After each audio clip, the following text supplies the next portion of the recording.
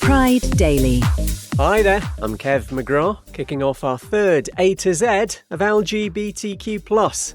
Coming up, a transgender Jesus. First though, A is for Andy the Furniture Maker. What's become a cult 1980s UK documentary about young gay man Andy Marshall showcased not just his skill for making critically acclaimed pieces from reclaimed wood, also covers his extremely varied, shall we say, background as a car thief, a fisherman and a sex worker. Became a rent boy for a while, met a few characters. If there wasn't any women about, I used to jump in the car and just say, well, I do. 99% of the time you did. So all they wanted was a whack, so... And the women got more, so you could ask for more. A gay man like him hadn't featured on UK TV at the time, back in 1986. Paul Orumland's documentary shows how Andy, who's since died, goes on to become the toast of London's art scene. Pride Daily. B is for the Black Palace, Mexico's Lecumberri prison, where men were locked up for being gay.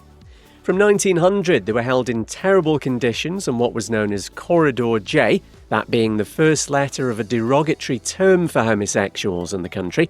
It stopped functioning as a jail in 1977, reopening 5 years later as Mexico's National Archive.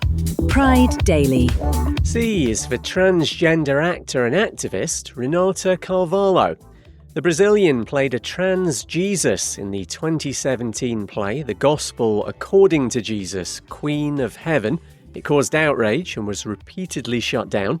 She also set up Monart, the national movement of transgender artists, which, amongst other things, fights for the inclusion of trans bodies in arts, culture and society. Pride Daily.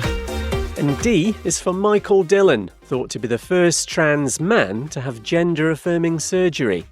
The Oxford University graduate started taking testosterone in 1940, had a chest reconstruction 2 years later, and began nearly a decade of bottom surgery in 1944.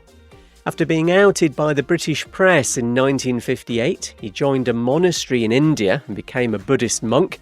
It's where he died in 1962 at the age of just 47.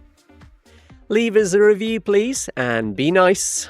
That's your lot. We'll continue our A to Z of LGBTQ+ tomorrow.